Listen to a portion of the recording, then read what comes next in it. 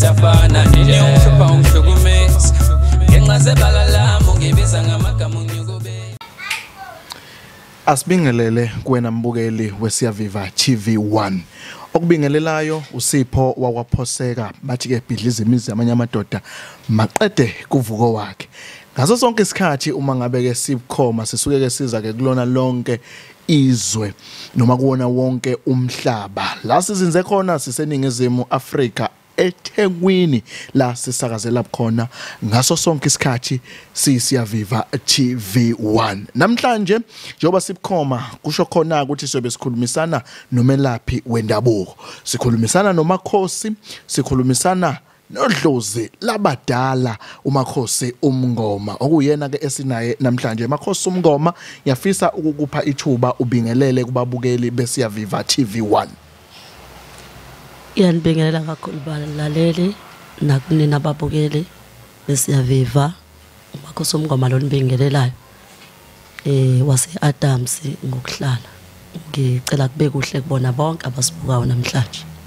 Siyathokoza Makhosi, siyazi ukuthi ke lona limo luzwayo lolo uma ngabe ukhombisa ukuthi konke okwenzayo kuyamukeleka. Nathi ke siyathokoza Makhosi ukuthi ke uthatha isikhathi sakho wazoba nathi la kuSiyaviva TV1.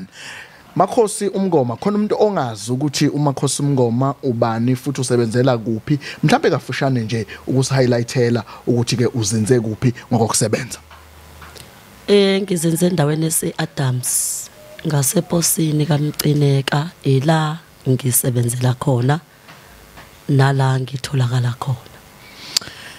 Gogo esikhathini esiningi uma ngabe sikhuluma ngezinto zethongo noma masikhulunywa ngokulashwa kwendabuko, kukhona abantu abaye bafisa ukuthi bangasondela noma abaye bafisa ukuthi bangasizakala ngokwedlozi, kodwa kuhambe uthola ukuthi omunye umuntu uthi ayi mina selo ngaqala ngisondela kumelaphi wendabuko noma ngisondele ethongweni ukuthi nami into zami ake ikhanye noma ake iphakame, akungilungeli, akwenzeki khona. Mhlawumbe kokunye kuze kholele ekuthenini agcine lahlekelwa na izinto, kokunye usho ukuthi imiyalelo ayitholile athi uyayilandela kumane kuhlabeka abantu ekhaya, kumane kubhimba izinto, kumane kubhidlike nje. Mhlawumbe ukusilandisa Makhosi yini engabangela umuntu ukuthi uma ngabe efisa ukusizakala ngokulashwa ngokwethongo noma ke ngokwamakhambi esintu kungenzeki? Kuyindledlana eziningi mfoka baba. Okufanele ukuqaphele kakhulu ukuthi thola ukuthi lo muntu inkinga yakhe ikephi, zama ukuthola njengomelaphi ubheke emathanjeni o ushaye sibone kuqinga amadolo o uthandaze ubize uNkulunkulu ukuthi akusize ukuthi ngabe lo muntu inkinga yakhe eqala uyikephi. Ungakutholanga ukuthi inkinga yomuntu ikephi, uzolaphisa komuntu owugedla. Ugedla inyanga isuke ingabhuli, ilalela umuntu ukuthi umuntu ufuna ntoni ophethwe intoni. Kodwa mawuyisangoma wethwasi uyayulalele umoya oyingcwele, ulalele inyanya ukuthi ithini kuwena, bese uthola isimo somuntu ukuthi njengoba egula kanje kufuneka umelaphe kanje, ngoba omunye usuke evaliwe ukuthi angasizakala mayethola ikhambi. Ekufuneka leli khambi kulowo muntu ulivule njengoba sulithola ukuthi umuthi awusebenzi kuyena, leli khambi kuyena livule, bese livulekile qalisa ke ukumlapha ngendlela othole ngayo ngesikhathi umhlolela ukuthi wehlushwa yilokhu nalokhu kodwa kwavalwa umuthi kuyena usebenza. Ngoba muzovela umelaphi uzomelapha kodwa akazosinda ngoba umuthi awusebenzi ke. Makhosi usakhulunywa ngokuthi umuntu wevalwa, uyathinteka yini isimo lakho namhlanje umuntu ongenawo umsamo ukuthi nakhona lokho kungaba nomthelela kulesimo esikhuluma ngaso? Ekuvalekeni komuthi ukuthi ungasebenzi isikhathi esiningi kuye nabantu abangabaloyi osuku umuntu emshayile lo muntu ngoba usukazi ukuthi mhlawumbe uzuyaphumelela, mhlawumbe benizalwe emzini odelelekile namhlanje sekubonakala ukuthi uyavuka. uyazi ke umuntu ophatha izinto ezimbi ukuthi uma nivuka noma kukhona umuntu okumthusayo uzogijima kubantu besintu bamsiza abese kuvala ukusizakala ke sewuthola ukuthi lo muntu uyazenza izinto kodwa kuyena azimsizi zifana nezeleze nje angaqhuma ngaphalaza ngageza ngachatha ngenza yonke into kodwa uthothi lo muthi kulo muntu awusebenzi kanti umuthi kuyena wavalwa ukuthi ungasebenzi so kufuneka wena oyinyanga noma oyisangoma ngendlela ohlola ngayo ukuvule ubheke bese uthola ukuthi bayakuyalela ukuthi uzosindiseka kanjani kulesimo kulomuntu akuso bese ulandela lesimo otshelwe ngaso ukuthi uzomsiza kanje ungafika omunye umsize ngenye indlela qhamuka omunye bephethwe into efanayo kodwa umsize ngenye indlela ngenxa ukuthi lento izokhuluma into efanayo ngoba labantu akusibona abandawo Makhosi kunosibhekile njengamanje uthi cha mina ngiyaya ngiyolufuna usizo kube laphi zifika izinto iphakame kodwa ngithi ngisathokozela ukuthi ziphakeme nazi izinto ziyajama ngikhuluma nje imoto zibolela egcekeni zizalela izinkukhu manje angisazi kwazindlu ziyaqhekeka mangithi ngithatha umfazi uyahamba ngithatha lo uyahamba imfuyo iyashabalala yini engasiholela ukuthi kuze sifike lapho Makhosi Mngoma isikhathi esiningi labo bantu abasuke bebanjwe leso sifo kusuke kwabantu abangenwa umdliwa isilwane ekuthiwa umdliwa angakulahlisa umuntu ekisilwane but leyanto ayisona isilwane okay leyanto into ehlakaniphile engathi ibuka la wena ungakabuki khona sometimes mangihlolela abantu ngengithola umuntu uyafonelwa utholile umsebenzi kodwa ucingo lakhe lu on luyasebenza kodwa emsebenzini la efonelwa khona kuthiwa asikutholi kuyabloka yonke into yomuntu enhle azagcina esedayisa into zakhe yena esedayisa yonke into umuntu adayise kwaleyo mali ayidayisile akayiboni nokuthi iphelele kuphi kodwa uyidayisile lobo ke kuyavela kumuntu ohlolayo njengesilwane kodwa kona kusuke kungasisi isilwane ikona okholele ekutheni kulunge kancane into kumuntu bese kuphendwa futhi kube ngathi into yomuntu iyashesha iyashabalala kufuneka abheke lo ukuthi yini le okuyiyona iphethe lo muntu ngingamsiza kanjani kuyona Makhosi kukhona osibhekile njengamanje ukhala ngokuthi sengiwathi ungisila amajazi azaba amahlanu sengihambile ngiyazama ukuthwasa sengingene la ngangena la kodwa umsebenzi awuqhamuka uveli angiyitholi lento okufanele benziwe kumina noma akufinyeleleki la ngifuna ukufinyelela khona ingadalwa yini le nto noma umuntu onjalo kusuke kuyini engaholela kuleso simo uhlobo lwedlozi elingena kubantu liyahlukana mhlambe ka5 omunye usuke engenalo idlozi kodwa enamandiki namandawo okay kufuneka lashwa amandiki namandawo but mina amandiki namandawo uzobukeka kulwa umuntu olaphayo enamadlozi kalesikade emfaka lemithi yamadlozi akusilona phela idlozi lelimphethe yena indiki leli ndiki seliyabhodla kuyena lifuna ukukhuphuka likhulume but ngeke likhulume ngoba alisilona idlozi liyindiki la ngifuna ukuya khona ngifuna ukuye kutheni kungathi kuyahlulekeka kwabanye bakuthina ukubonisisa indlela umuntu angenwe ngayo yinto ngenzeka angenwe ithongo kodwa lakhe lingafani nelami kube lamanzi kuyenzeka angenwe lithongo elakhe lingafani nelami kube lamakhosi aphezulu kuyenzeka angenwe ithongo kanunke unomndawe lo muntu ufuneka ulalela ukuthi umnguni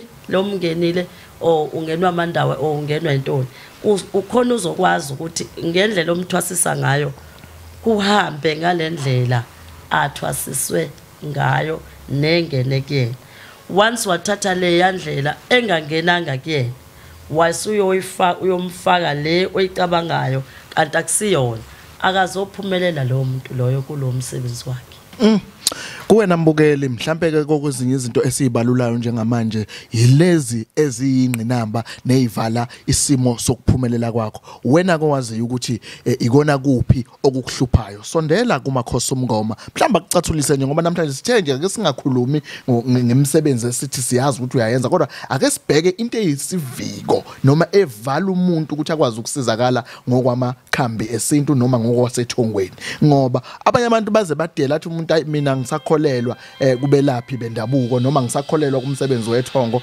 ngenxa yokuthi mangiya lapha angisizakala. Ngifuna ke makhosi siyibuke ke ngokwasemhlabeni ke.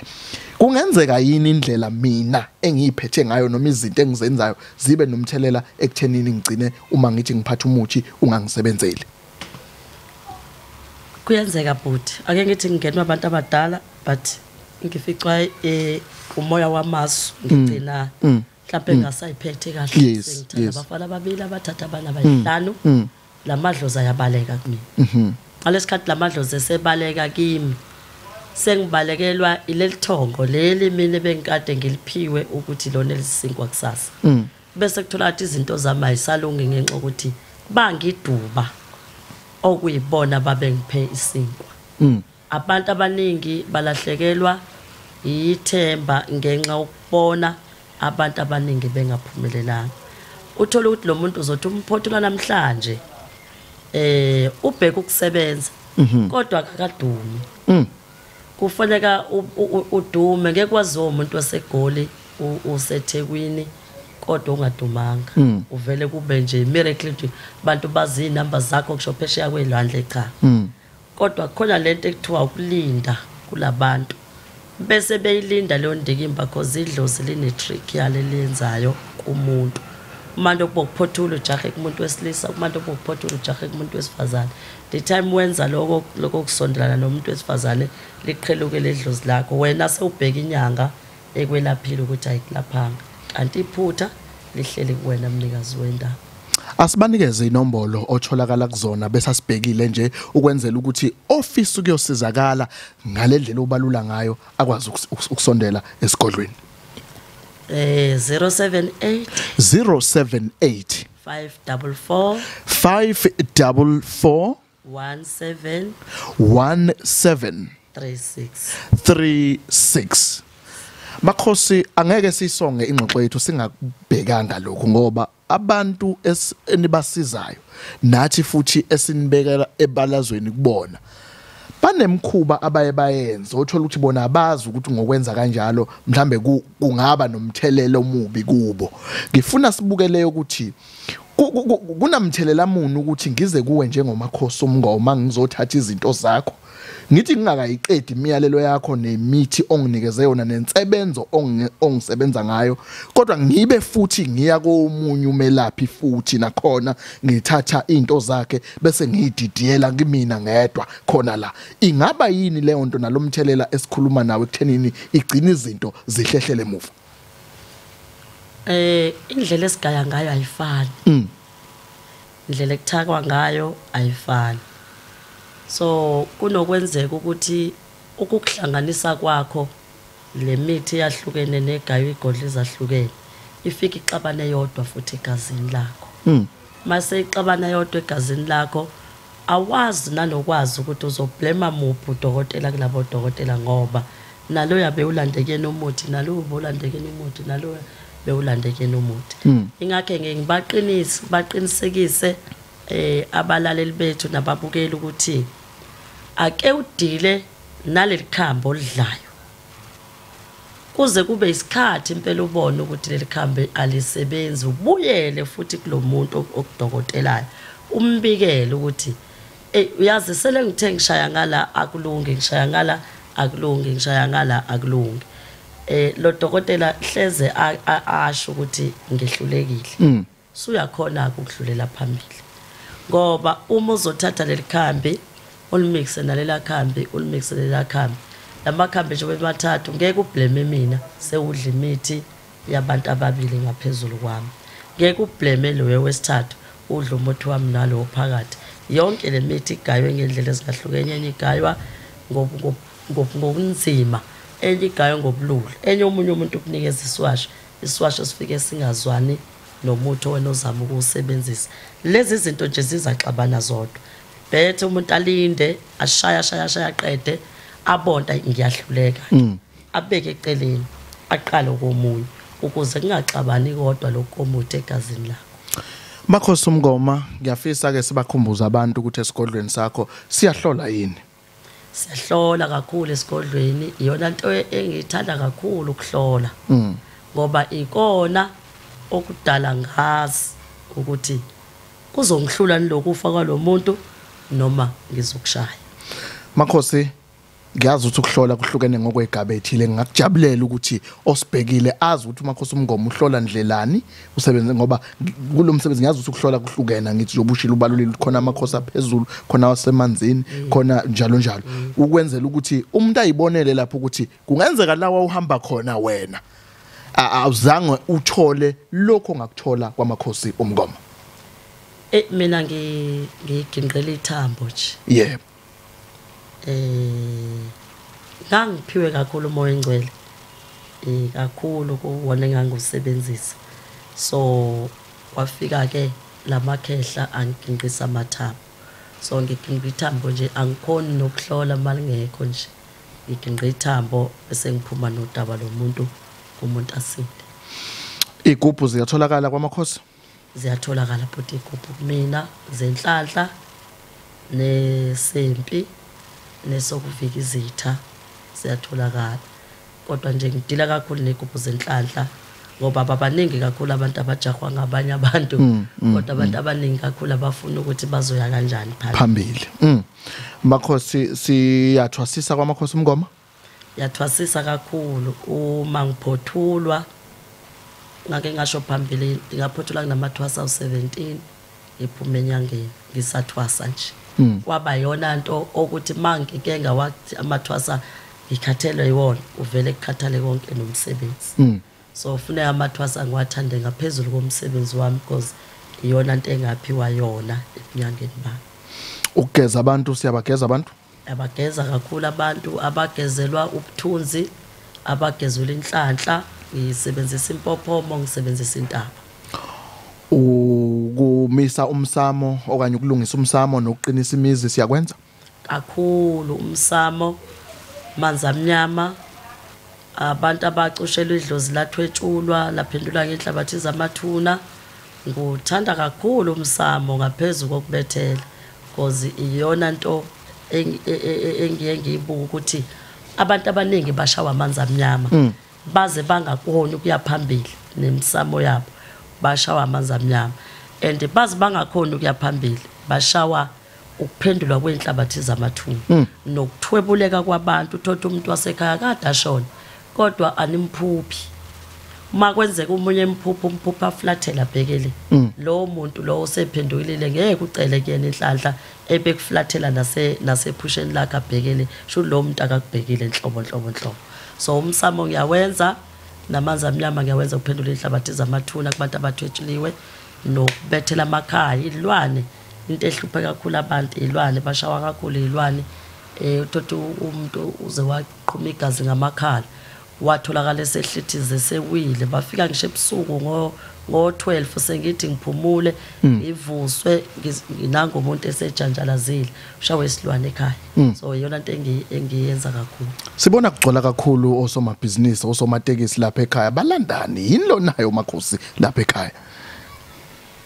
Mhlawumbe ngiyaye ngithi futhi abanye babona nginamatekisi kodwa ngizokubeka bese obani ukusizakala komuntu oyedwa kokusizakala nakomunye umuntu.